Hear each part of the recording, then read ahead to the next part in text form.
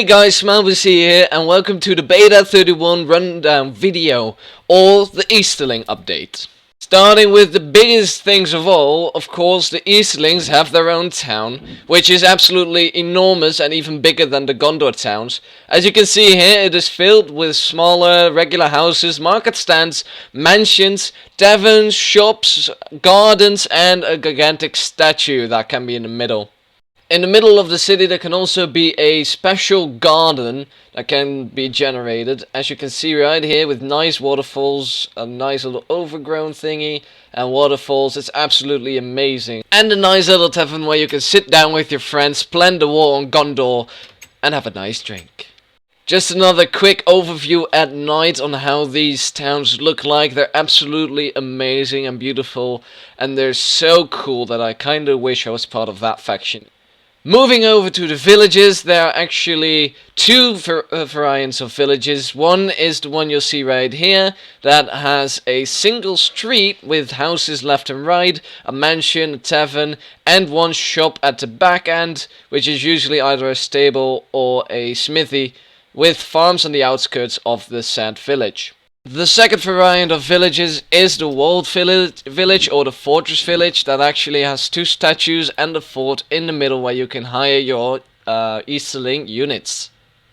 Now, speaking of Easterling units, there are quite a few. There are the clansmen, the Easterling warrior, Easterling archer, of course, the golden warriors, which are actually stronger, the regular cavalry, the golden cavalry, and a fire thrower.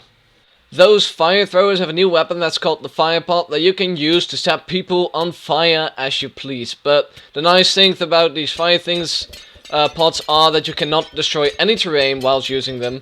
They're really only applicable for units and NPC. Now, for all you pyromaniacs, there's no need to worry that the fire pots don't destroy any terrain, because Camul's fire has also been added, which comes in jars that actually are very explosive and burn through stone. The fire spread isn't that high, and the duration of the fire doesn't last very long if it isn't on wood, but as you can see, it burns best through stone, and it's just one major fun chaos. Now, to protect yourself from Camul's fire, there are two armor sets that are added with the Easterling update. On the left you can see a regular runic armor set with the durabilities and the armor strength, you could say. In the middle is the golden runic armor, and just for clearance on the right is the special helmet for the golden armor set, but as you can see on the durabilities, it does not affect any stats. Now, moving on to the runic weapons, as you can see right in front of you, all the weapons and stats of the runic faction are showcased right here. We have the runic sword, the runic dagger with the poison variant, the runic spear, the runic bardish, I'm not really sure how to pronounce that, runic pike, and a runic bow. Really cool stuff. Hello. Now, just to quickly display how the armor and the new shield would look on a player, here's a clip of me working with all the cool weapons. Let's see, there you can have a clear look of the shield, and there's a clansman over here. Hi dude, how you doing? Enjoying the update? Good. Now, to show you all the new biomes that have been added, right now I am in Rhûndown. There is the Redwood or Erin Karen just north of that, but also in the far east of Rhûn there is the Last Desert and the Mountains of the Wind. As I have shown you guys before, this is the Redwood biome, or Erin Karen, if I pronounce that correctly, which is a really cool dense forest with a nice thick fog and gigantuan trees.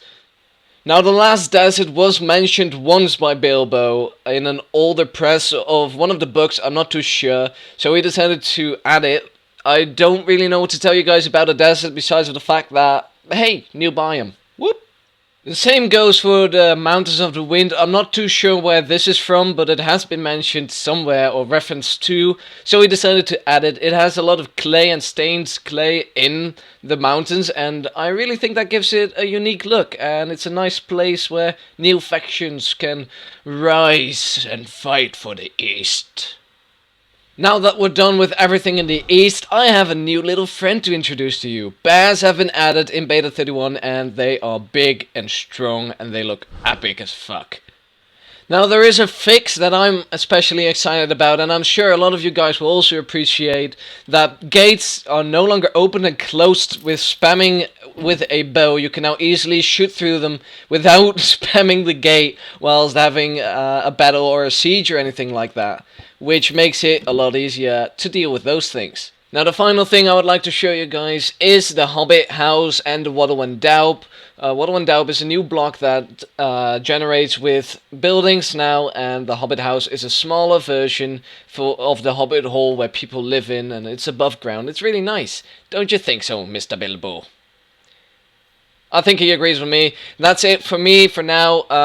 This was not everything that was added in Beta 31. I would definitely recommend checking the changelog, which will be in the description, as well as a link to download this update. I hope you guys enjoyed. This was TheSmileBC, and I'm out. Peace.